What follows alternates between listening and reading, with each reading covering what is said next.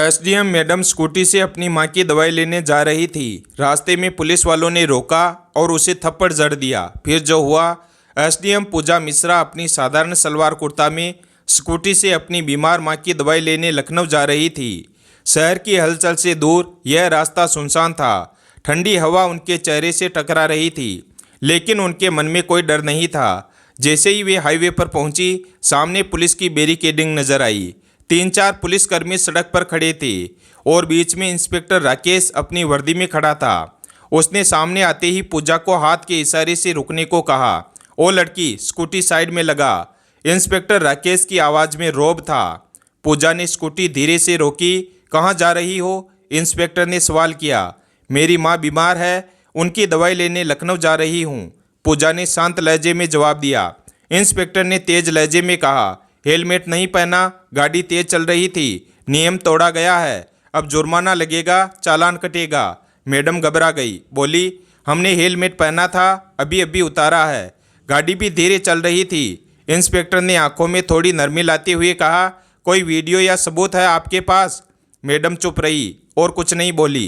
तभी इंस्पेक्टर मुस्कुराया और बोला, तो फिर 200 रुपये निकालिए मैडम, यही मामला रफा दफा कर दीजिए, नहीं तो चालान बनेगा और कोर्ट जाना पड़ेगा। एसडीएम मैडम को समझने में देर नहीं लगी कि यह रिश्वत मांग रहा है। क्यों दो पैसे? पूजा ने सीधी बात कही। इंस्पेक्टर का चेहरा तमतमा गया। उसने साइड में खड़े एक सिपाही को देखा और फिर पूजा की ओर झुकते हुए फुसफुसाया, ऐसे नहीं मानेगी, इसको तरीका सिखाना पड़ेगा। अचानक इंस्पेक्टर ने जोरदार थप्पड़ पूजा के गाल पर जड़ दिया। बहुत सवाल पूछती है, जब पुलिस कुछ कहे तो चुपचाप मान ही लेना चाहिए। पूजा का सिर एक पल के लिए झटका खा गया, लेकिन उन्होंने खुद को संभाल लिया। उनकी आंखों में आग थी। इंस्पेक्टर ठहाका मारकर हंसा और अपने साथियों से बोला, अभी भी अकड़ बाकी है, लगता है अच्छे से सिखाना पड़ेगा। पूजा ने अपने जलते हुए गाल को हाथ से सहलाया और सीधे इंस्पेक्टर की आंखों में देखते हुए बोली, आपको शर्म नहीं आती? मेरी माँ बिस्तर पर बुखार से तप रही है और आप मुझसे रिश्वत मांग रहे हैं। इंस्पेक्टर के हंसने का स्वर अचानक बदल गया।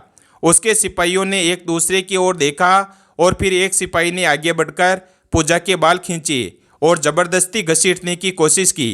पूजा दर्द से कर्रा उठी, लेकिन अब भी अपनी पहचान छुपाए रखी। वह देखना चाहती थी कि ये लोग कितनी गिरी हुई हरकत कर सकते हैं। इंस्पेक्टर राकेश ने अपनी जेब से एक पुड़िया निकाली और सिपाही को इशारा किया, इसकी स्कूटी में डाल दो। सिपाही हंसते हुए बोला, अब तो ड्रग्स के केस में फंसेगी, भागकर जाएगी कहाँ? पूजा अब कुछ बोलने ही वाली थी कि एक पुलिस वाले ने गुस्से में उनकी स्कूटी को लात मार दी। एक सिपाही आगे बढ़ा और बोला, मालिक थाने ले चलें, वहाँ आराम से मामला देख लेंगे। इंस्पेक्टर राकेश सिर हिलाकर बोला, हाँ, इसे थाने ले चलते हैं, तब समझ आएगा कि पुलिस से कैसे बात की जाती है। एक सिपाही ने पूजा का हाथ पकड़कर खींचा, चल जीप में बैठ। पूजा ने अपना हाथ झटका और आग बबूला होकर गरजी, हिम्मत मत करना। पूजा मिश्रा अब पूरी तरह समझ चुकी थी कि ये लोग कितने नीचे गिर सकते हैं। इंस्पेक्टर की आंखों में गुस्सा था। उसने जोर से चिल्लाकर कहा, बहुत देखे हैं तेरे जैसे अकड़ू लोग, अभी औकात दिखाता हूँ। पूजा के गाल पर जलन थी, बाल बिखर चुके थे, लेकिन वह अब भी चुप थी। इंस्पेक्टर अब झुंझला चुका था। उसके सामने पूजा मिश्रा खड़ी थी, जिसने उसके तमाचे खाए, बाल खींचे गए, हाथ पकड़कर घसीटी गई, लेकिन वह अब भी चुप थी। इंस्पेक्टर ने सिपाहियों को घूरते हुए कहा, ले चलो इसे थाने, वहीं देखेंगे इसका क्या करना है। 2 सिपाही पूजा के दोनों हाथ पकड़कर घसीटने लगे। छोड़ो मुझे, पूजा पहली बार जोर से बोली। इंस्पेक्टर हंसा, अब जुबान खुली, चल थाने में देखेंगे कितना बोलती है। थाने में घुसते ही इंस्पेक्टर ने जोर से चिल्लाया, ओए चाय पानी लाओ, एक स्पेशल केस आया है। पूजा मिश्रा अब भी शांत थी। वह देख रही थी कि आम जनता के साथ पुलिस कैसा व्यवहार करती है। इंस्पेक्टर ने अपने जूनियर से फुसफुसाकर कहा, सुन, किसी तरह इस पर कोई केस डाल दो। सिपाही बोला, क्या केस? इंस्पेक्टर हंसा, कोई भी, चोरी, जेब कतरी, स्मगलिंग, बस अंदर डालना है। पूजा मिश्रा सब सुन रही थी, लेकिन अब भी कोई प्रतिक्रिया नहीं दी। इंस्पेक्टर टेबल पर बैठ गया और कलम घुमाते हुए बोला, नाम बता, घर का पता बता। पूजा चुप रही। इंस्पेक्टर ने फिर से पूछा, नाम क्या है? पूजा अब भी चुप रही। इंस्पेक्टर ने मेज पर जोर से हाथ मारा। सुनाई नहीं देता तुझे? नाम बता अपना। कविता त्रिपाठी। पूजा ने झूठा नाम बताया। इंस्पेक्टर हंसा। बहुत समझदार है तू, लेकिन ज़्यादा चालाकी मत कर वरना बड़ी गलती होगी। पूजा को जबरदस्ती लॉकअप में डाल दिया गया। पूजा मिश्रा अब लॉकअप में बंद थी। उनके सामने एक बुजुर्ग महिला और एक युवती बेटी थी जो पहले से ही अंदर थी। तुम्हें किस जुर्म में लाया गया? युवती ने सवाल किया। पूजा ने हल्की मुस्कान के साथ जवाब दिया, बस यूं ही, बिना किसी जुर्म के। बुजुर्ग महिला ने आह भरते हुए कहा, यहाँ सबको बिना जुर्म के ही लाया जाता है। पूजा चुपचाप बैठी और थाने की हर गतिविधि को ध्यान से देखने लगी। इंस्पेक्टर अपनी केबिन में बैठकर सिगरेट फूंक रहा था। यह लड़की बड़ी अजीब है, ना डर रही है ना कुछ मान रही है। उसने सिपाही से कहा, सर लगता है किसी बड़े घर की है। सिपाही ने अनुमान लगाया। इंस्पेक्टर मुस्कुराया, तो चलो इसका घमंड तोड़ते हैं। इंस्पेक्टर ने महिला सिपाही को बुलाया, जा इससे बोल कि एफआईआर लिखवा वरना और दिक्कत होगी। महिला सिपाही ने आकर पूजा से कहा, देखो एफआईआर लिखवा दो, नहीं तो मामला बिगड़ सकता है। पूजा ने शांत लहजे से जवाब दिया, मुझे एफआईआर नहीं करवानी। महिला सिपाही हैरान रह गई। इंस्पेक्टर खुद लॉकअप के सामने आया। नाम लिख, पता लिख और साइन कर। इंस्पेक्टर ने कागज आगे बढ़ाया। पूजा मिश्रा ने कागज देखा और बिना बोले एक तरफ रख दिया। इंस्पेक्टर बड़बड़ाया, तने बड़ा तेवर है, लेकिन मैं भी देखता हूँ कि कब तक टेढ़ी बनी रहती है। रात होते ही लॉकअप में और 4 महिलाएं आ गई। सबके जुर्म अलग अलग थे, लेकिन एक चीज कॉमन थी, सबने पुलिस के भ्रष्टाचार के खिलाफ आवाज उठाई थी। पूजा ने उनकी कहानियां सुनी और उनके दर्द को महसूस किया। अब पूजा मैडम को पूरा यकीन हो चुका था कि यह सिस्टम पूरी तरह सड़ चुका है। पूजा मिश्रा अब भी जेल में थी। वह बस देख रही थी, सुन रही थी और सब कुछ समझ रही थी। आखिर प्रशासन कितना गिर चुका है, वह हर हरकत पर गौर कर रही थी। इंस्पेक्टर ने एक फर्जी रिपोर्ट तैयार करवाई। इस पर चोरी और ब्लैकमेलिंग का केस डाल दो। इंस्पेक्टर ने फाइल को ठोकते हुए कहा। सिपाही झिझका, लेकिन सर बिना सबूत के। इंस्पेक्टर हंस पड़ा। सबूत? इस थाने में सबूत बनाए जाते हैं। इंस्पेक्टर खुद लॉकअप में आया। देख मजा, वरना तेरा नाम एक बड़े केस में डाल दूंगा। पूजा ने पहली बार इंस्पेक्टर की आंखों में सीधे देखा। कौन सा केस? इंस्पेक्टर हंसा।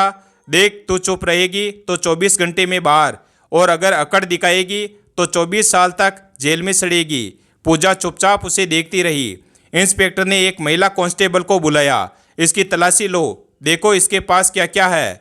महिला सिपाही अंदर आई, लेकिन पूजा को छूने से पहले ही बाहर से आवाज आई, इंस्पेक्टर राकेश बाहर आओ। इंस्पेक्टर चौंका। एक सिपाही दौड़ता हुआ अंदर आया। सर, बाहर मीडिया आई है। इंस्पेक्टर के चेहरे का रंग उड़ गया। थाने के गेट पर खड़ी मीडिया की गाड़ियों से कैमरा लाइट्स चमक रही थी। इंस्पेक्टर का गला सूख गया। बाहर जबरदस्त हलचल मच गई थी। सबकी निगाहें दरवाजे की ओर थी।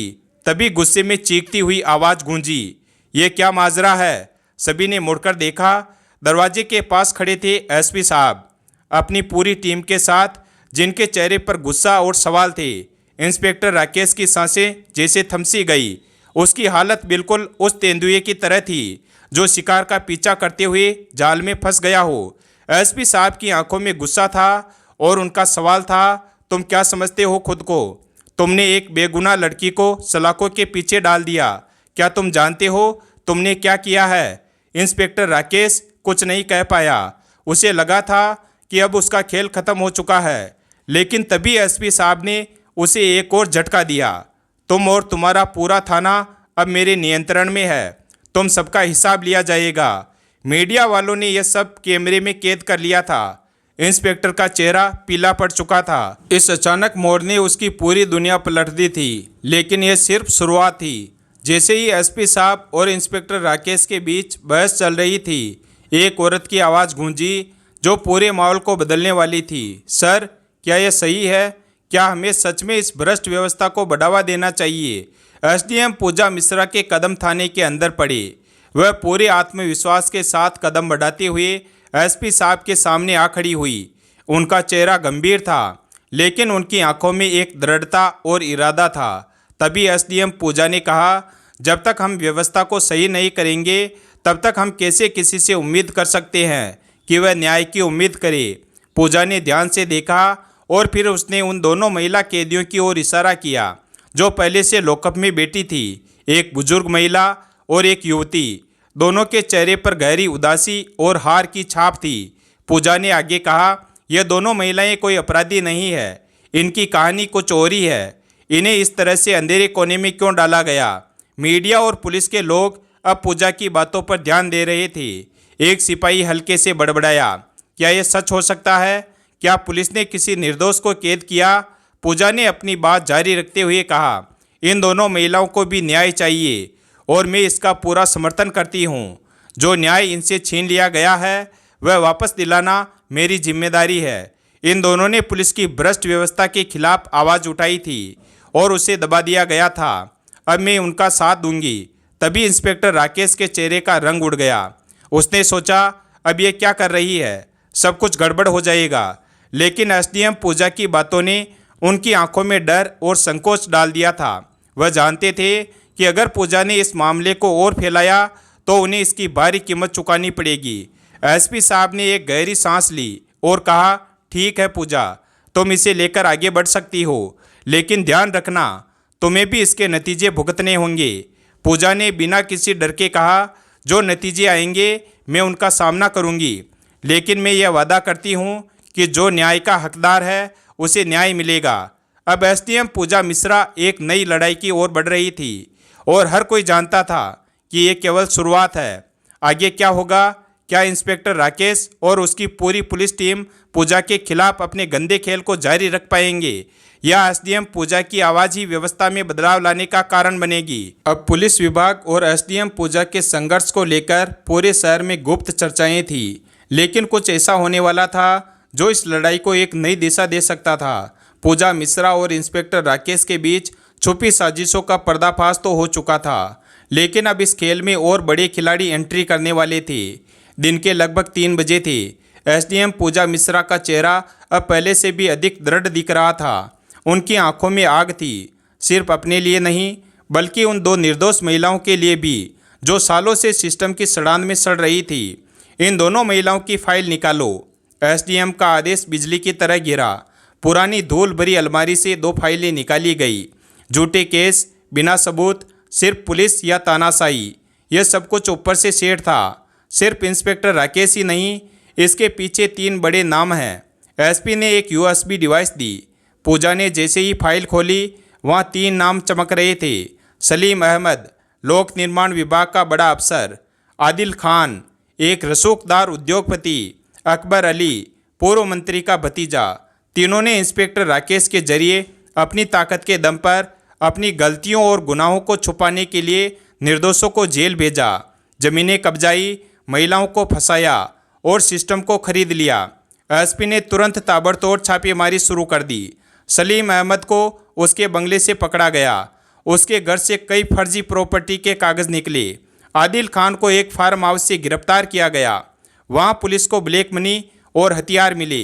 अकबर अली को कोर्ट में पेश होने से पहले ही सीबीआई ने दबोच लिया। तीनों को भ्रष्टाचार निवारण अधिनियम के तहत जेल भेजा गया। एसडीएम पूजा मिश्रा जेल की उसी कोठरी में आती है जहां पहले वह खुद और 2 महिलाएं थीं। आज तीनों महिलाएं बाहर है। आज वह दीवारें भी मुस्कुरा रही थी। पूजा कहती है, आज सिर्फ इंसाफ नहीं हुआ, आज सिस्टम की सफाई शुरू हुई है। पूजा मिश्रा एक निडर और न्यायप्रिय एसडीएम है जो एक भ्रष्ट तंत्र के खिलाफ अकेले खड़ी हो जाती है। जब पुलिस इंस्पेक्टर राकेश एक निर्दोष युवती को झूठे केस में फंसा देता है, तब पूजा सच्चाई को सामने लाने के लिए हर हद पार कर जाती है।